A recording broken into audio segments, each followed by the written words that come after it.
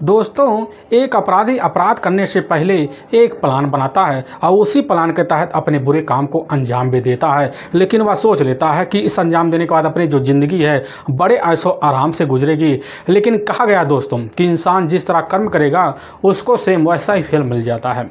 आज की घटना में सेम कुछ ऐसे ही होता है। एक अपराधी अपराध तो करता है, अपनी ज़िंदगी गुजारने के लिए ऐसा फैसला लेता है कि अपने खूबसूरत तरीके से अपनी ज़िंदगी भी गुजारने के लिए पूरी तरह से खुशमय हो जाता है। लेकिन जब उसके सामने एक पुलिस पहुंचती है तो वह देखने के बाद ना कुछ सोच पाता ना कुछ समझ पाता कि हमने ऐसी कौन सी गलती कर दी कि पुलिस हमारे घर तक पहुंच गई। लेकिन पुलिस जब थाने में ले जाती है, जब उस जुल्मी से सच्चाई उगलवाती है तो ऐसा रहस्य खोलता है जिससे सुनकर आपको भी आज अपने कानों पर यकीन होने वाला नहीं है, क्योंकि आज की घटना जो है आपको सोचने पर मजबूर कर देने वाली है।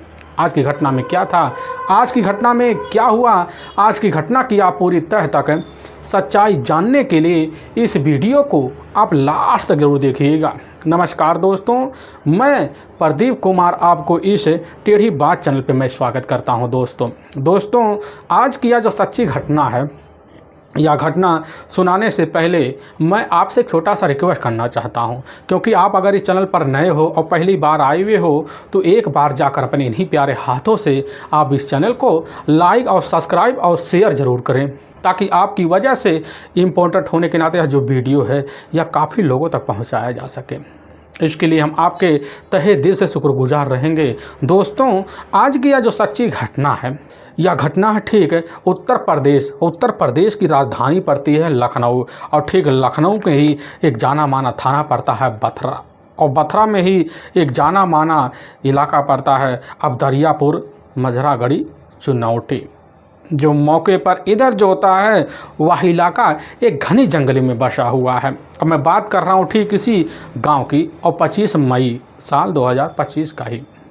अब सुबह का टाइम होता है तो उसी वक्त अब दरियापुर मझरागढ़ी इधर चुनौती गांव के कुछ लोग होते हैं जो मौके पर खेती बाड़ी के लिए अपने गांव के दूसरे छोर पर निकलते हैं, और तभी उनके सामने जो होता है एक महिला रोती चीखती दिखाई देती है। उस महिला को देख कर लोग सनसरा जाते हैं। पता चलता है अब उस महिला का नाम अब मंजू होता है। बगल में एक व्यक्ति पूरी तरह से खून से लथपथ अवस्था मृत अवस्था में पड़ा होता है, अब जिसका नाम इधर सिद्धि प्रसाद लोधी होता है, जो पूरी तरह से खून से लथपथ होता है। और तालाब के साइड में झाड़ी होता है, वहीं पास महिला एक बच्चे को रोकर चिल्ला रही होती है। और तभी उसी बीच वह व्यक्ति जब देखते हैं सनसरा जाते हैं, और इसकी जो सूचना होता है अब अपने ही थाने मौके पर अब बथरा में पहुंच जाता है। और जब बथरा में पहुंचता है तो मौके पर अब वहाँ के जो SHO होते राजेश कुमार सिंह जब खबर पाते हैं अपनी दल बल टीम को लेते हैं और साथ में पड़ोसी टीम को भी सूचना भिजवा देते हैं, और चंद मिनट के अंदर जो होता है ठीक है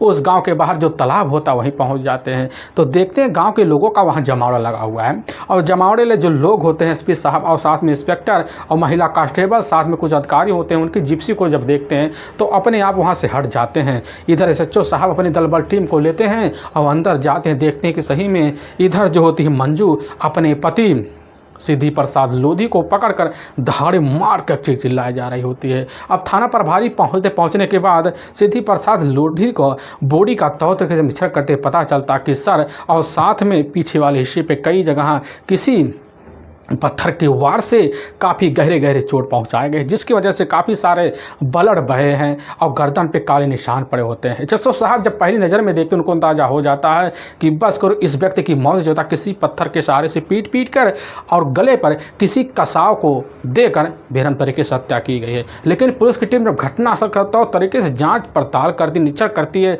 तो पता चलता है कि यहाँ पर तो कोई भी ब्लड के धरती पर निशान नहीं दिख रहे हैं। पुलिस को यकीन हो जाता कि बस करो सिद्धि प्रसाद लोधी की जो हत्या है वह यहाँ नहीं किया गया है, बल्कि सोजी सजी शाम के तहत कहीं और किया गया, बस सिर्फ बॉडी लाकर यहाँ घटनास्थल को दर्शाने के लिए यहाँ डंप किया गया है। और पुलिस की टीम वहाँ पर बैठी हुई दहाड़े मारती हुई चिल्लाती हुई और मंजू से पूछताछ करती है। और जब मंजू से पूछताछ किया जाता है, मंजू पुलिस के सामने यही कहने लग जाती कि साहब सुबह का 6 बजे के आसपास का टाइम होता है, तो उसी वक्त हमारी जो नज़र होती है मौके पर अब खुल जाती। सोचते हैं कि चलो अब झाड़ू पोछा लगाया जाए, लेकिन साहब झाड़ू को लेते हैं लगाने के लिए, जैसे ही कुछ दूर आगे बढ़ते अपने पति के रूम में पहुँचते हैं, देखते हैं कि हमारे पति का जो चारपाई है अब वह खाली है। उनको आवाज़ लगाते, छत की तरफ आवाज़ लगाते, लेकिन साहब हमारे पति के कानों में कोई आवाज़ नहीं पहुंचती, ना उनके नाम की हमें रिस्पॉन्स मिल पाती है। और उसी वक्त अपने पड़ोसियों के घर जाते हैं साहब, उनका पूछताछ करते, हमें उनका बारे में कुछ मिल ही जानकारी नहीं पाता है।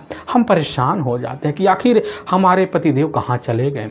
और साहब उनकी तलाशी करने के लिए हम साहब पड़ोसियों के घर कई जगह छानबीन करते हैं, लेकिन साहब उसी वक्त हमारे जो कदम होते हैं मौके पर अपने ही घर के पिछवाड़े जो गलियारा उस गली की तरफ बढ़ पड़ता है और साहब पीछे आ जाते। जैसे तालाब के शहर में पहुंचते हैं, देखते हैं कि साहब मौके पर वहां शर्ट और पैंट पड़ा हुआ है, हमारे पति का होता है। उसको देख कर साहब हमें कुछ शंका होने लग जाता, और जैसे करीब पहुँचते देखते हैं कि साहब हमारे जो पति हैं मौके पर औदे मुँह पड़े हुए हैं। और साहब हम बच्चे को लेकर वहीं चीख चिल्लाना शुरू कर देते हैं। और इसकी जो सूचना है साहब हमने ही आपको किसी व्यक्ति के द्वारा अब दिलवाया हुआ है।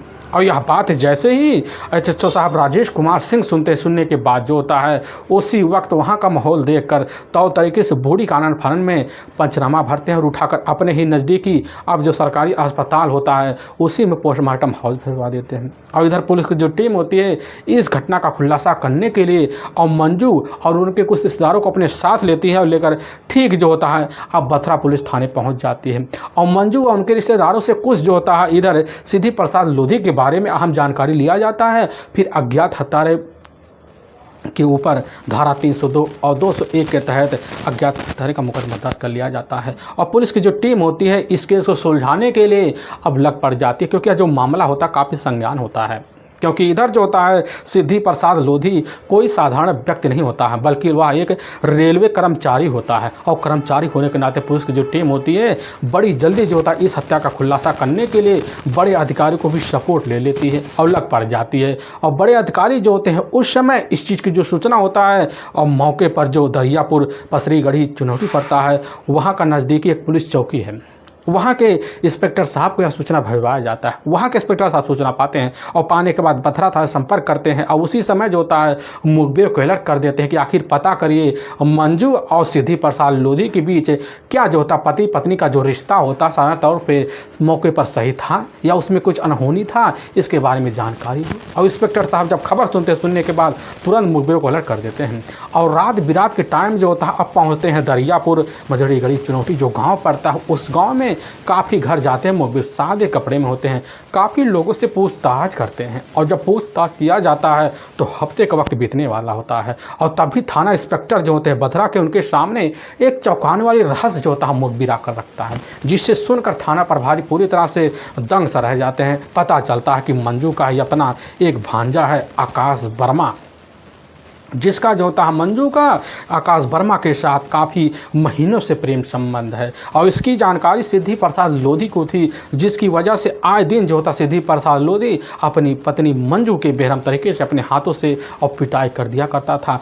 पूरी बात मोहल्ले को पता होती है। पुलिस की टीम समझ जाती कि बस करो, हो ना हो अब मंजू जो होते अपने पति से तंग आकर अपना कारनामा तो दिखाई होगी। और इसीलिए सबसे पहले पुलिस की जो टीम होती है अब आकाश वर्मा के बारे में जानकारी लेती है। तो पता चलता आकाश वर्मा जो होता ठीक है इधर लखनऊ में ही नपतखेड़ा गांव पड़ता है, जो मांझा का ही उसी गांव का रहने वाला है। और पुलिस की टीम जो होती है अपने दलबल टीम को लेती ठीक है। घटना से एक हफ्ता बाद एक टीम लेकर पहुंचती है आकाश वर्मा को उसके घर से ही सोते हुए अवस्था में अपने कब्जे में लेती है और लेकर थाने पहुंच जाती है। और जब थाने पहुंचने के बाद जो होता है सबसे पहले पुलिस की जो टीम होती है घटनास्थल का लोकेशन जो होता है घटना वाले दिन का सीधा आकाश वर्मा के सामने रख दिया जाता है। और पहले आकाश वर्मा पुलिस को देखता है, इधर उधर की मरमराने की बड़ी सोच समझ कर इशारे मारता है। पुलिस की टीम समझ जाती है, उसी वक्त शक्ति दिखाती है।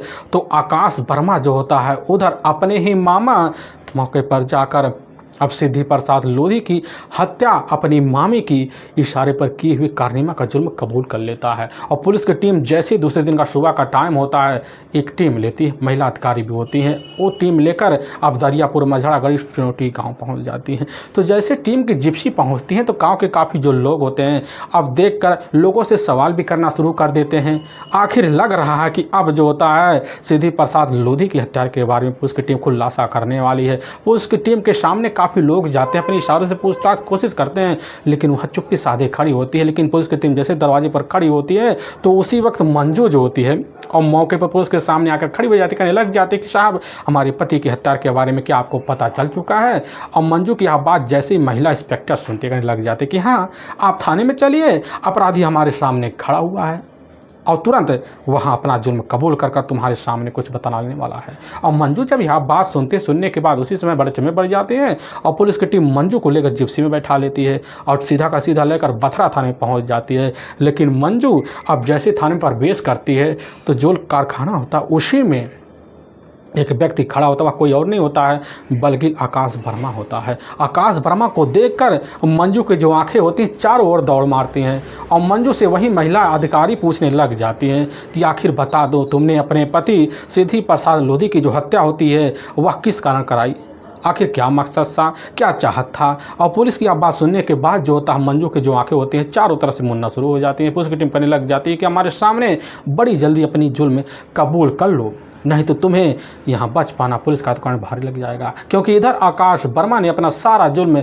बड़े तौर तरीके से तुम्हारे की हाथों के साथ मिलकर कबूल कर लिया है। अब यह बात जैसे मंजू सुनती है उसी समय समझ जाती है कि अब पुलिस के हाथों से हमें बच पाना काफ़ी मुश्किल है। लेकिन पुलिस की जो टीम होती है मंजू के ऊपर थोड़ी बहुत सख्ती दिखाती है और चंद मिनट के अंदर अपने पति सिद्धि प्रसाद लोधी की हत्या का जो जुल्म होता है वह कबूल कर लेती है। लेकिन जो सच्चाई इधर मिलकर अब मंजू और साथ में आकाश वर्मा रखते हैं, इसे सुनने के बाद लोगों को अपने कानों पर कतई यकीन नहीं होता है।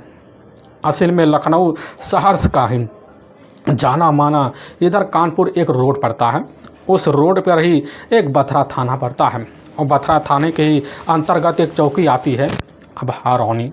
उसी चौकी से लगभग 12 किलोमीटर दूर पड़ता एक पीहड़ जंगल है। उसी पीहड़ जंगल में ही सुनसान इलाका है। उसी सुनसान इलाके में जो होता है दरियापुर गढ़ी एक चुनौती गांव है जो काफ़ी घना गांव है।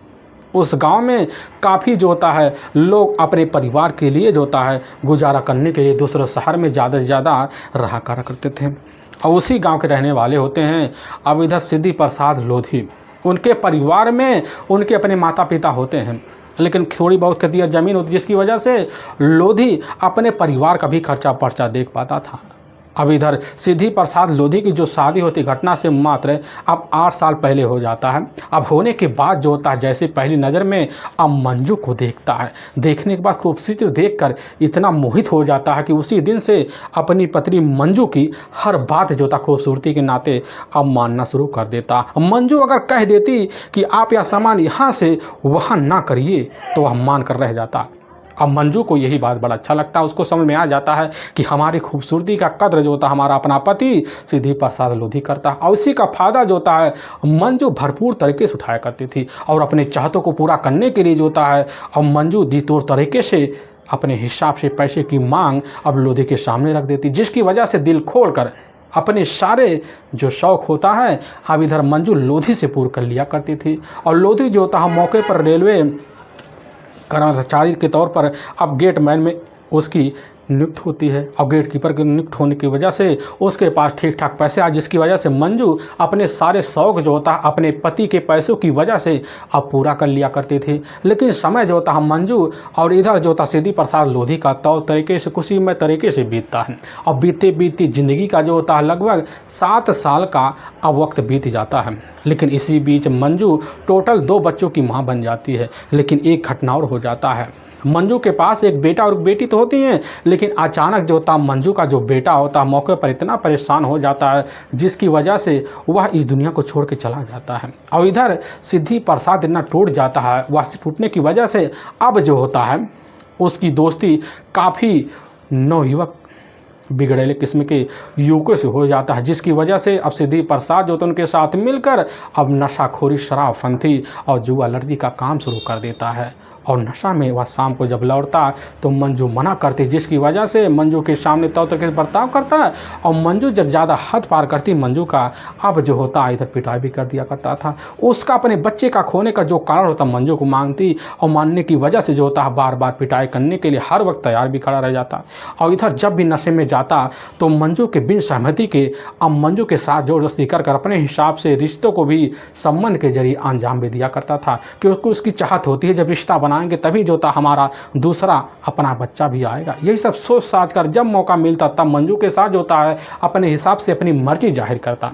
लेकिन इधर मंजू जो था इस चीज़ की वजह से अब अपने ही पति से चिड़चिड़ापन दिखाना शुरू कर देती है, नफरत के इरादे से भाव बोल से शुरू कर देती है। लेकिन इधर सिद्धि प्रसाद जो होता है अपने आदत से बाज नहीं आता है। तो तरीके से मौका पाता घर में आता, मंजू हालतों को देखती और मना करती तो इधर जो था खुद उसका अपना पति पिटाई करने के लिए हर वक्त तैयार खड़ा रहता है।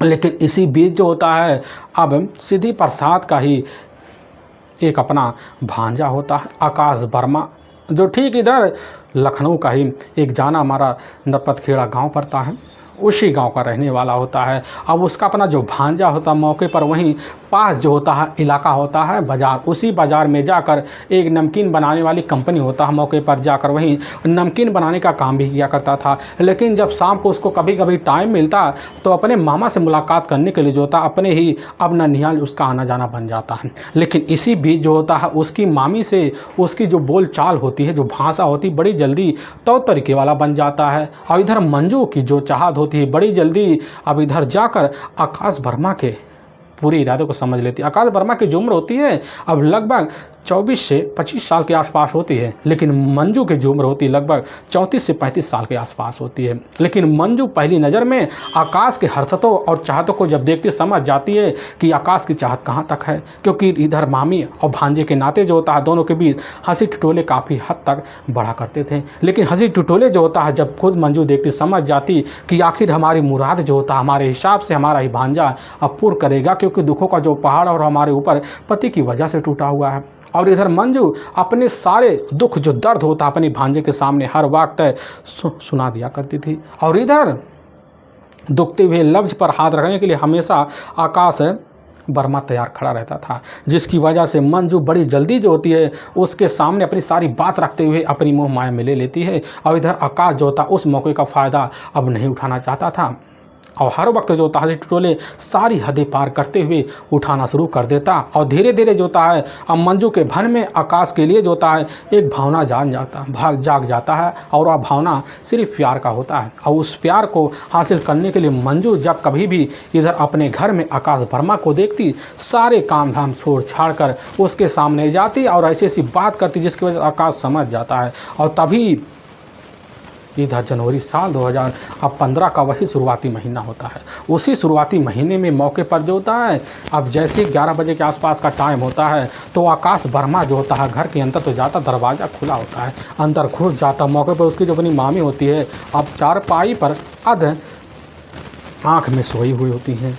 अचानक इधर मंजू की नींद टूट जाती है और तभी सामने बैठा हुआ अपने ही भांजे अब इधर आकाश वर्मा को देखती उसी वक्त उसके चेहरे पर मुस्कुराहट आ जाती है। और ऐसी बात रखने की वजह से आकाश समझ जाता है कि आखिर हमारी मामी की जो हरकतें हैं आज क्या करें। उस हरकत समझने के बाद जो होता है उसी चारपाई पर जो होता है आकाश वर्मा अपनी मामी के साथ अपने मामा के रिश्ते को तार तार करते हुए मामी के साथ रिश्ते को अंजाम दे देता है। फिर उस दिन से अब जो होता है आकाश वर्मा को पहली जो लत होती इस तरह लगती है अब रोज लत को पूरा करने के लिए जब भी मौका पाता, कमरे से छुट्टी पाता तो शाम के टाइम जो होता है मिलकर मामी के साथ रिश्तों को अंजाम देता। अब लेकिन इधर जब कभी भी दुखों का पहाड़ जो होता मंजू के ऊपर टूटता उसके पति की वजह से तो सारे अपने दुख दूर शेयर हर वक्त करने के लिए तैयार रहती। लेकिन अब जो होता है मंजू को समझ में आ जाता है कि आकाश की अगर हमारी ज़िंदगी बस जाए तो हम आकाश की वजह से अपनी खूबसूरत ज़िंदगी बिता सकते हैं। लेकिन मंजू यही सोच कर हमेशा परेशान हो जाती है कि आखिर जब तक हमारा पति हमारे साथ रहेगा तब तक हमारी ज़िंदगी हमारे पति की वजह से यहाँ पीट पीट कर नरक से हो जाएगी। और तभी जो होता है आकाश के सामने हर वक्त जब पड़ती यही बात छेड़ती कि आखिर हमें इस जिल्लत भरी ज़िंदगी से छुटकारा दिलाओ, नहीं तो तुम्हारे एक दिन मामा हमारी जीवन लीला समाप्त करने के लिए हर वक्त खड़े हुए दिखाई पड़ रहे हैं और कर देंगे और इसके लिए तुम हाथ धोकर रह जाओगे। लेकिन आकाश जब सुनता अपनी मामी के प्यार में पागल हुआ, इस तरह हदें पार करते हुआ कहने लग जाता कि मामी जल्द हम इसके लिए कोई ना कोई अब प्लान बनाएंगे। और तभी इधर जो होता आकाश शाम के टाइम जब पहुँचता है एक दिन फिर और पहुंचने के बाद मौके पर रिश्ते को जब अंजाम देना शुरू कर देता है, उसी वक्त उसकी जो मामी होती है उसके सामने अपने शरीर की कुछ अवस्था को दिखाती हैं। उस पर काफ़ी तरह के चोटें पहुंची होती हैं, लाल लाल धब्बे पड़े होते हैं। उस धब्बे को देखकर आकाश पूरी तरह से समझ जाता कि बस करो, मामा ने आज फिर जो था मामी की तौर तरीके से पिटाई कर दी है। और सारी बात जब पूछने लग जाता, मंजू बड़ी जल्दी स्वीकार भी कर लेती है और सच्चाई जब रखती तो उसी समय जो था पूरी तरह से आकाश वर्मा अपने ही मामा सिद्धि प्रसाद के ऊपर इतनी बुरी तरह से भन्ना जाता है। भन्नाने की वजह से जो होता है अब इधर वहीं मिलकर वहीं कस्में दे देता है और मंजू को यकीन हो जाता है कि अब हमें छुटकारा हमारा ही भांजा दिला पाएगा, जिसकी वजह से मंजू जब कभी मौका पाती आकाश वर्मा के ऊपर दबाव मारती, जल्द से जल्द हमें जो होता है इस पति की मुसीबत से छुटकारा दिलाओ। अब यह बात जब सुनता आकाश की मन की हलचलें और बढ़ जाती। और तभी घटना से मात्र 2 दिन पहले जो होता है इधर मंजू रात को लगभग 1 बजे के आसपास का टाइम होता है, अचानक अपने ही चारपाई से गायब होती है। उसी वक्त सिद्धि प्रसाद की नींद खुलती है और खुलने के बाद उठ के देखता है बरामदा। उसी बरामदे में मंजू मोबाइल पर वीडियो कॉलिंग के जरिए लगी हुई है और उस हस्र को देखकर वहाँ समझ जाता और फिर मोबाइल से जो होता है अपने सामने देखता है और फिर वही मंजू को पकड़ बेरहम तरीके से पिटाई कर देता है। और शाम का टाइम जब होता है पूरी तरह से कैसे न तैसे कर सुबह भी हो जाता है। मंजू अपने आप को कराहती अवस्था में संभालती। सुबह के टाइम जो होता है इधर लोधी अपनी ड्यूटी को चला जाता है, लेकिन दिन में सारी बात की जो जिक्र होता है आकाश के सामने करने लग जाती कि अब जो होता पिटाई भरी जिल्लत हम नहीं सह पाएंगे, इसके लिए तुम्हें कोई ना कोई तोड़ तो निकालना पड़ेगा। और तभी मंजू यह बात जब कहती करने लग जाती, इसके लिए हम तुम्हारे सामने एक और डेट रख देते हैं कि 25 मई का लास्ट डेट है और 24 मई और 25 मई के बीच तुम्हें सारे कारनामे को अंजाम देना है। आकाश सुनता कहने लग जाता कौन सा डेट है, इसमें क्या कारण है। तो इधर कह देती है कि हमारे जो सास ससुर है मौके पर रिश्तेदार के यहाँ एक शादी में जाएंगे, पूरा घर सुनसान होगा। लेकिन इधर आकाश पूरी तरह से अब समझ जाता है और इसी बीच आकाश जो होता अपने करीबी दोस्त अब संजय से मुलाकात करता है, उसके सामने अपनी सारी परेशानियों की जिक्र कर देता है और संजय बड़ी जल्दी उसके प्लान में शामिल हो जाता है और वह 40,000 रुपये की मौके पर मांग कर देता है, जिसकी वजह से वहीं पर आकाश अपने दोस्त संजय को 40,000 रुपये देने के लिए अब राजी हो जाता है और तुरंत एडवांस के तौर पर 5,000 पकड़ा देता है। और संजय और आकाश और इधर मंजू तीनों मिलकर बड़ा ही खतरनाक तरीके से सिद्धि प्रसाद लोधी को अपने ही रास्ते से हटाने के लिए तौर तरीके से प्लान बनाते हैं। और तभी जैसे ही अब 24 मई साल 2025 का ही शाम का टाइम होता है, तो उसी वक्त घर का सारा काम निपटा कर और मौके पर जो होता है अब इधर मंजू बैठी होती है, तभी उसी के पास जो होता है आकाश वर्मा का कॉल आता है। फ़ोन को देखती है, उसके चेहरे में मुस्कुराहट आ जाती, फ़ोन को लगाते कहने लग जाती है कि हम तुम्हारे फ़ोन का कब से इंतज़ार करें कि तुम फ़ोन करो हम रिसीव करें। लेकिन यह बात जब सुनता है, सुनने के बाद आकाश कहने लग जाता कि बताओ कौन सी बात की हमारे लिए इंतज़ार हो रहा था। मंजू कह देती है कि वह कहीं बाहर गए हुए हैं और आएंगे लगभग 2 घंटे बाद आएंगे, तब तुम्हें आना पड़ेगा, आज घटना को अंजाम देना पड़ेगा। आकाश समझ जाता है और अपने दोस्त को सूचना भिजवा देता है। लेकिन जैसे ही 10 बजे के आसपास का टाइम होता है तो इधर सिद्धि प्रसाद लोधी जो होता है अपनी ड्यूटी से वापस आता, खाना पीना खाकर आराम से अपनी चारपाई पर सोने के लिए चला जाता है। लेकिन इधर जो होता है मंजू के आंखों में नींद पूरी तरह से ओझल सी हो जाती है, हर वक्त अपने ही निगाहों से इधर आकाश का रास्ता लखना शुरू कर देती है, क्योंकि मंजू जो होता मेन गेट खोलकर मौके पर रखी हुई थी। लेकिन जैसे मेन गेट पर किसी की हलचल की आवाज़ आती है, मंजू समझ जाती है और उसी वक्त नींद की नाटक करना शुरू कर देती है, क्योंकि बगल में उसका जो अपना पति होता सिद्धि प्रसाद लोधी मौके पर काफ़ी कड़ी नींद में सोया हुआ था। और कमरे में जो होता है आकाश अपने दोस्त संजय को लेकर घुस जाता। बेडरूम में जब पहुंचता है तो उसी बेडरूम में जो होता है बगल में सोती हुई अब इधर मंजू दिखाई, मंजू इशारा मारती है और बगल में एक लालून की रस्सी होता है, उस लालून की रस्सी को जो होता है मौके पर मंजू आकाश से हाथ पकड़ा देती है। फिर उसी से तीनों मिलकर गला दबाकर हत्या कर देते हैं और तीनों अपने हिसाब से अपनी सहमति जताने के लिए पास एक पत्थर होता है, उसी से बेरहम तरीके से सिद्धि प्रसाद का चेहरा और साथ में सर पूरी तरह से ख़राब कर देते हैं ताकि शिनाख्त में ना आए और बॉडी को कब्जे में लेते हैं और पीछे जो दरवाज़ा उसी से नाप कर एक तालाब होता है उसी झाड़ी में ले जाकर डंप कर देते हैं। और जो कपड़े होते हैं उसमें काफ़ी सारे ब्लड होते हैं और चप्पल होते हैं, उसको अलग जो होता है एक झाड़ी में छुपा देते हैं। फिर वहाँ से दोनों अपने घर के लिए रवाना हो जाते हैं। लेकिन सुबह को मंजू नाटक करते हुए सबके सामने रची बसी कहानी बतला देती है। लेकिन उस कहानी में वह खुद एक हफ्ते बाद पुलिस के सामने उलझ पड़ती है, जिसके बाद थाने में पुलिस सच्चाई जाकर खुद इधर आकाश वर्मा और साथ में उसकी अपनी मामी मंजू वर्मा रखती है। अब यह सब सच्चाई सुनकर पुलिस पूरी तरह से दंग रह जाती है और दोनों के तहरीर पर संजय को भी अपनी कस्टडी में ठीक जो होता है इधर 2 दिन बाद जाकर दिल्ली में ही अरेस्ट किया जाता है, क्योंकि घटना को अंजाम देने के बाद संजय जो होता है अब नौकरी की तलाशी के लिए दिल्ली में चला जाता है और एक दुकान पर मौके पर उसकी ड्यूटी भी लग जाती है और तभी लोकेशन के आधार पर पुलिस की टीम उसको वहीं धर दबोचती लेकर थाने पहुंचती है। तीनों एक साथ जुर्म कबूल कर लेते हैं और जो सच्चाई रखते हैं उस सच्चाई के आधार पर उसकी टीम ले जाती है। तीनों को वहाँ के कोर्ट पेश कर देती है और कोर्ट में तीनों को ऊपर काफ़ी गंभीर धारा में मुकदमा दर्ज करके ले जाकर हमेशा हमेशा के लिए जेल के सलाखों के पीछे डाल देती है। दोस्तों, हमें इस घटना का सुनाने का जो उद्देश्य है किसी को दिल को ठेस पहुंचाना नहीं है, बल्कि आपको यह बताना कि आप जहां भी रहें आप सावधान और सतर्क जरूर रहें। दोस्तों, फिर मिलेंगे एक नए वीडियो के साथ, तब तक के लिए जय हिंद और जय भारत।